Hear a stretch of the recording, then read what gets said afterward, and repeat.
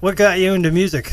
I got my first guitar when I was 16 years old. My mama, Lee, had been a performer on the Midwestern Hayride in Cincinnati, Ohio, back in the early 50s. And she was one of the most prominent mountain dulcimer players in the world, along with Miss Jean Ritchie, who was a very near and dear friend of my mama. And I always played sports, played baseball and football, and I was a boxer as well. And then when I was 16 years old, that Christmas, my mom got me my first guitar, and that was the end of that. So, and ruined my life. No more sports for you. It was in the midnight hour of July 17. I was on my way to Birmingham, I just turned 23. I thought I'd stop in Knoxville to see what I could see. I pulled into a tavern, a little place called Willie D's. The jukebox that was playing landed on my mind the night that I shot Reuben Dixon down. I just left Harlan County, where my dear old dad was born. I'd been to see my grandpa down on the family farm. They said he was a hero back in 1944 when he got shot in Germany, fighting in the war. But there weren't no rules of combat in that Knoxville lost and found the night that I shot Reuben Dixon down. I was minding my own business when the barmaid said beware. I guess you didn't know it, man, but that's Reuben Dixon's chair. And that woman you've been flirting with, that's Reuben Dixon's girl. And I hate to have to tell you, but you in Reuben Dixon's world. The time has come and gone now, but I remember well the night that I shot Reuben Dixon down. She said, Reuben, he's a killer, the most dangerous man in town. His eyes are cold and empty, and you'll know him by his growl. His pleasure is Jack Daniels, his poison is cocaine. And Reuben, he will hurt you, man, if you get in his way. It was going on 1:30 before I looked around the night that I shot Reuben Dixon down. Now over by the window, I saw two men shooting pool. I didn't think too much of it till the big un said, hey fool, I see by your license plate you from Alabama. Hell, my name's Reuben Dixon, boy, and up here I'm the man. I could have took my tail and run, but I was way too proud the night that I shot Reuben Dixon down. Hell, I'd never been to Knoxville, much less to Willie D's. And I knew I weren't the only dude in that joint back in heat.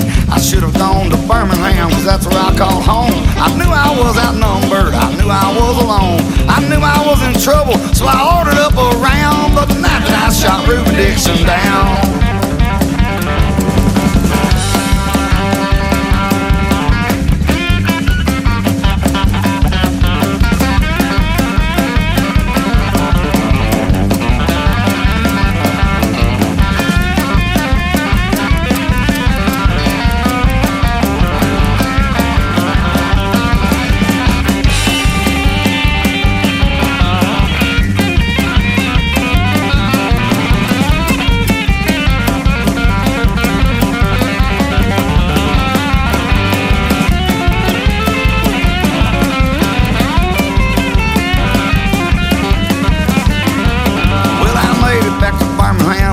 Tell you, son, be careful who you fooling with, he just might have a gun. And you best know what you're doing when you look him in the eye. And you best know when to say hello and when to say goodbye. I think about it every time that I hear Linda on my mind the night that I shot Reuben Dixon down.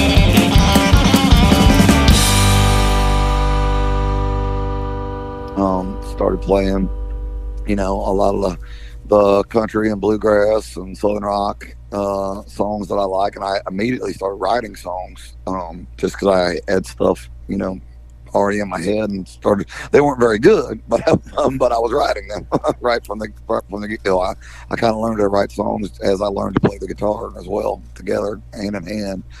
And then when I graduated high school, I actually went to Northern Kentucky University on a classical and jazz guitar scholarship. And in the day, I was playing Bach and Beethoven and Benny Goodman and Miles Davis and Django Reinhardt jazz, gypsy jazz stuff. And then the nighttime I was playing the honky tonks, and that's kind of found out that I liked all different kinds of music, and a lot of it had a lot of stuff in common. I started connecting the dots that Willie Nelson was my favorite guitar player, and his favorite guitar player was Django Reinhardt, the Gypsy Jazz guitar player, and I loved Western Swing, and that's when I was at Northern Kentucky University. I got to play in the big band for jazz, and I started realizing what Bob Wills and the Texas Playboys and what Benny Goodman were doing with Charlie Christian on guitar wasn't really all that far apart, and they had a lot of stuff in common. And yeah, I always loved Willie, and Willie's lead guitar player for I think it was 37 years. Jody Payne was actually my godfather. Oh wow! And I actually back when Jody was still alive, I toured with Willie, opening up the show quite a bit, and actually had Mickey Raphael play harmonica on my Mr. Honky Tonk albums, and always been a huge fan of Willie Nelson and family, and it's always been a treat whenever we get to, go out and do some things with them. Hopefully we'll have some more coming up. Hey, my daddy was a red light bandit. My mama was a burlesque queen. I grew up in Cordial and run off when I was just 13. I've got outstanding warrants here to Abilene, smoking belladonna and drinking gasoline. Hey, there ain't nobody ever told me what to do, and nobody ever will. I go grizzly bear hunting with nothing but a porcupine quill. I keep a mongoose in the kitchen, she licks my skillet clean when I'm smoking belladonna and drinking gasoline. Hey, I went down to the beauty parlor to get myself a do. Ordered up a pompadour and started singing out the blues. And then I shot out all the windows just to hear them scream, smoking belladonna and drinking gasoline. Hey, I went up to the White House to talk to the big boss man. Before it was all over, his life was in my hands. I was feeling presidential as I fled the scene, smoking belladonna and drinking gasoline. Hey!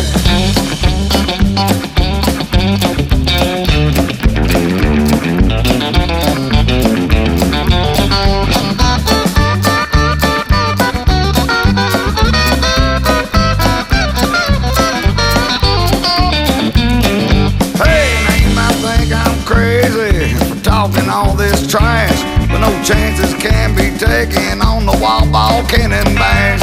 When someone called us outlaws back in some old magazine, I was smoking belladonna and drinking gasoline. Hey, my daddy was a red light bandit, my mama was a burlesque queen.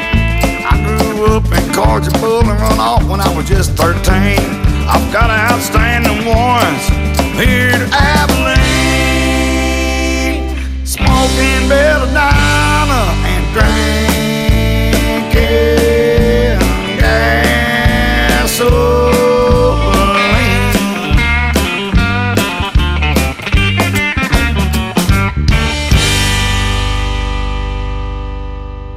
So tell us more about Billie. So Billie Gant, I met Billie when I had just turned 17 years old. Like I said, I just got my first guitar when I was 16. And Billie was, I'd always heard Billie's name on the radio around, I grew up in Norwood, Ohio, which is in the Cincinnati area. And I'd always heard in Northern, we also had a place in Kentucky that we split our time in. So when I was growing up on the radio in Cincinnati and Kentucky, I was always hearing, the name Billie Gant and the Vigilantes that they were playing at, this place or the other. And then occasionally I'd hear, one of his songs play on the radio. He had a couple of 45s out at the time. And I remember we were playing, it was a school night, I remember, and we snuck into this little honky tonk called Doty Lounge, and Billie Gant and the Vigilantes was the house band there, and we weren't old enough to get in the place, and Billie made sure we snuck in, and Billie made sure that he told us that we was his kids. He told the bar owner we was his kids, so they wouldn't kick us out, and so we get in there, and the place is just packed, and I see back then in them days, whenever a band was like the house band at a honky tonk, they'd have this big bunkhouse rail across the front of the stage, and I see Billy there, and he's fronting the band and just whooping this crowd up into a frenzy. And he was just the ultimate showman. And I seen him chop up on that bunkhouse rail and do a headstand and drink a shot of whiskey upside down, and then he proceeded to do a backflip off of the bunkhouse rail, and he had a 100-foot long microphone and the cord, and he went sashaying through the crowd with the two prettiest girls in the place on each arm, and the crowd was just eating it up. And I went, I want to be this guy when I grow up, you know. And that began over 30 years of friendship, and Billy became a friend and a mentor to me. And as I went along and was just beginning to learn, you know, to play and sing and write songs, Billy was coming into the height of his career, and he was touring with Hank Williams Jr. and David Alec Coe, and a lot with Johnny Paycheck, because Paycheck was based out of the Cincinnati and Northern Kentucky area, and all of his band lived around Cincinnati and Northern Kentucky, and Johnny himself was here in Southern Ohio quite a bit. So Billy was out with Paycheck a lot, and he even did quite a bit of stuff with Ernest Tubb and Tom Paul Glazer and Barbara Mandrell, I remember. And right at the height of all this, and Billy was just getting this reputation of he was like the most charismatic entertainer. It was like watching James Brown do outlaw country music in the early '80s, you know. So it was just this wild thing, and right at the height of his success, he was on his way to pick up his bass player one afternoon for a rehearsal, and somebody ran a red light and T-boned him, and Billy was in a very horrible automobile accident, and he suffered a traumatic brain injury and was in a coma for a long time, and he had to eventually, it took 13 years where he was totally removed from anything involving the music industry or just the everyday world. He was basically having to rehabilitate for 13 years. He had to learn to walk and talk and everything again. He had no memory, and something happened to him during that time.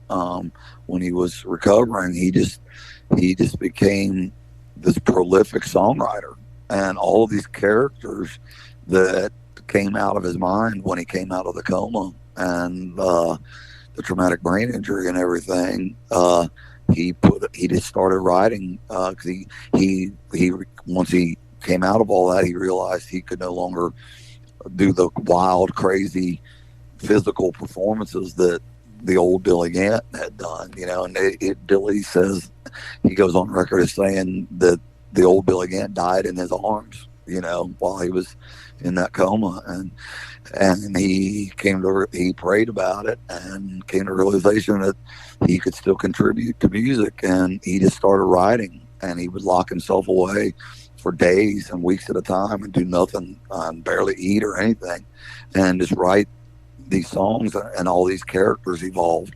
And so I reconnected with Billy in the early 2000s, and we co-wrote a song called Outlaw Country, and I've recorded another tune of his that he had written called Hot Blooded Mama, and I think those were both on my Can't Tame a Wildcat album that I released in, I forget what year it was. It was probably around 2014 or 15, something like that.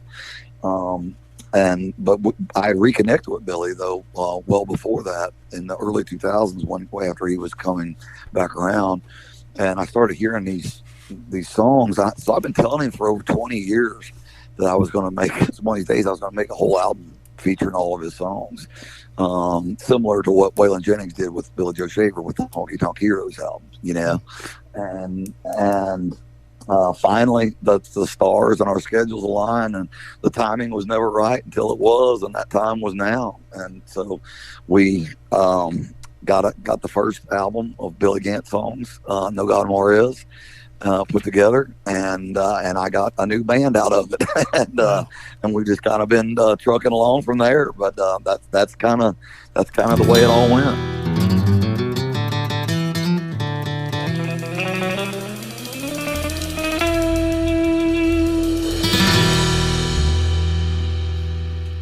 They turned it into powder after it was cut and dried. Now it's packaged up and waiting for the airplanes to arrive.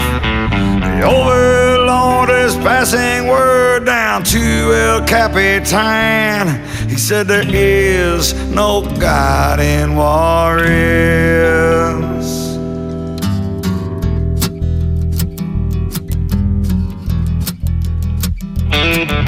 The killers came in from the south along the mountain road, disguised as soldiers on their way to Juarez, Mexico. El Capitan received the word and then turned to his man and said there is no God in Juarez.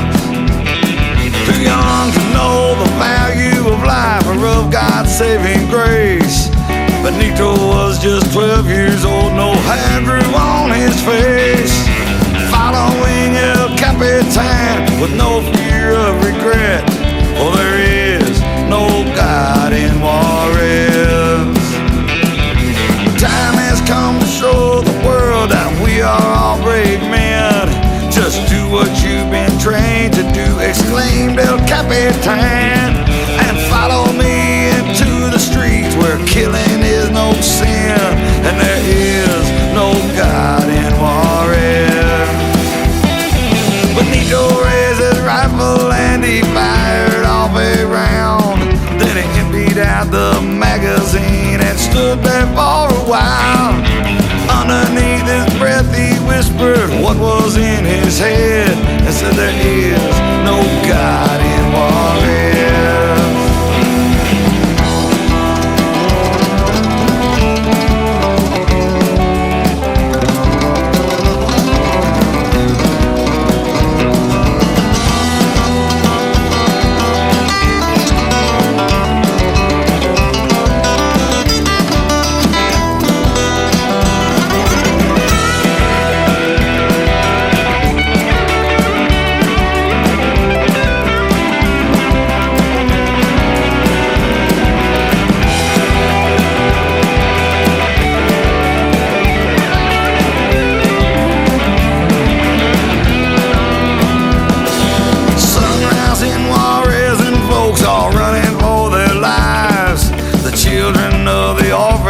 Have all been left behind by angels and by holy men who left them there to die. And there is no God in Juarez. I'm down in Juarez, Mexico, where lies are bought and sold by godless men who deal in death and powder called white gold. Yeah, I'm down in Juarez, Mexico, a bullet in my chest, and there is no God in Juarez.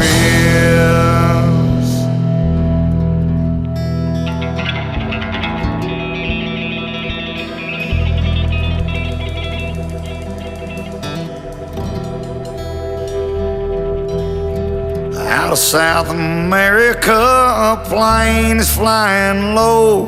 The fuselage is full of all the cocaine it can hold. Here in Juarez, Mexico, the streets have turned blood red, and there is no God in Juarez.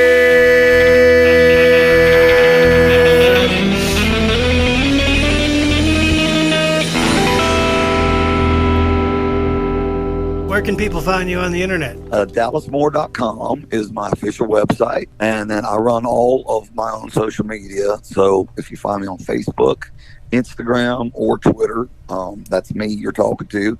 But beware, of course, I'm going to say this like everybody else has to these days, of all the scammers and stuff that are out there, because there's just so many of them.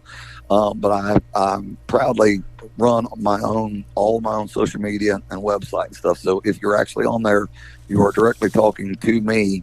However, I will never send you a message asking for money or how long you've been my fan or anything like that. But if you get that stuff, report it, block it, and delete it, because it is a scam. You are the hardest working man in Honky Tonk. You run your own social media.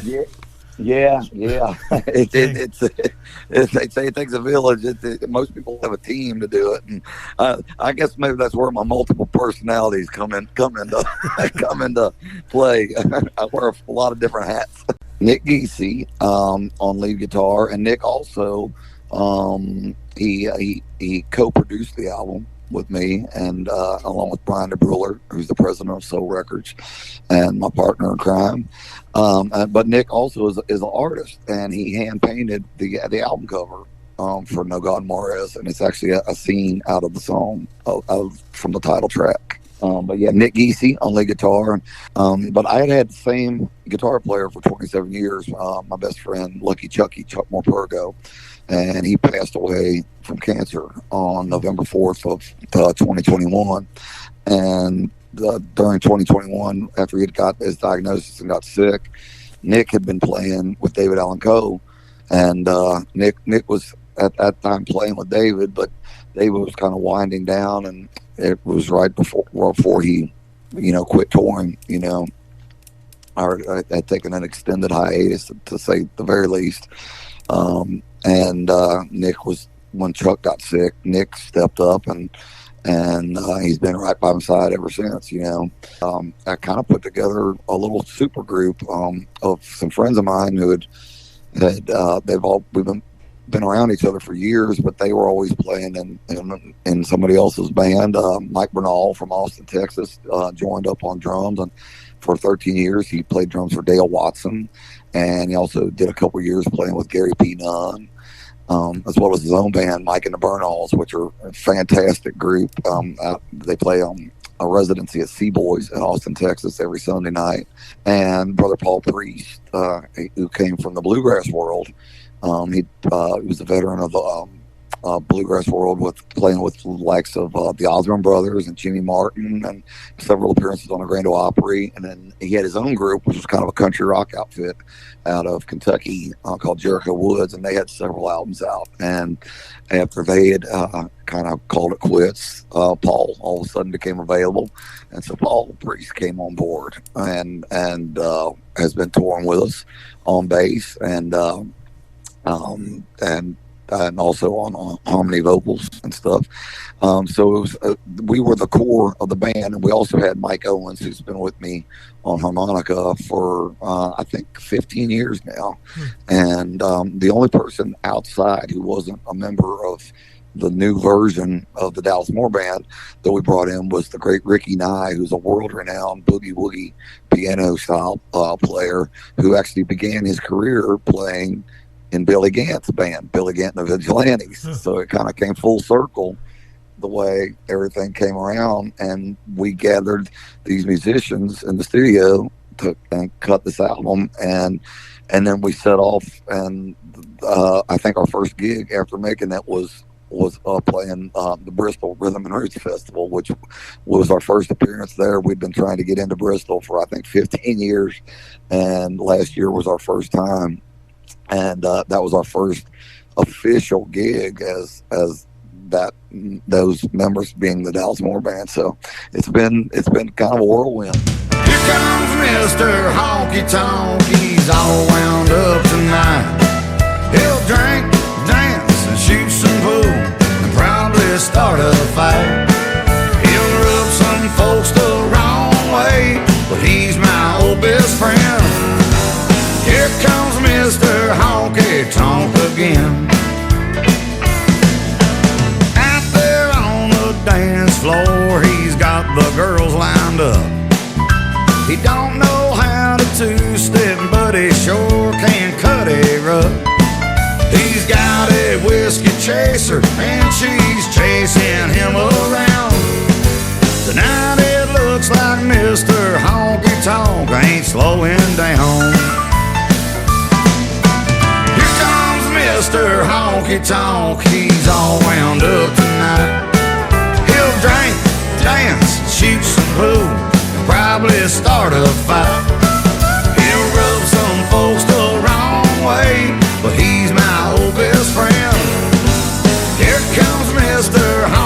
Honky Tonk again.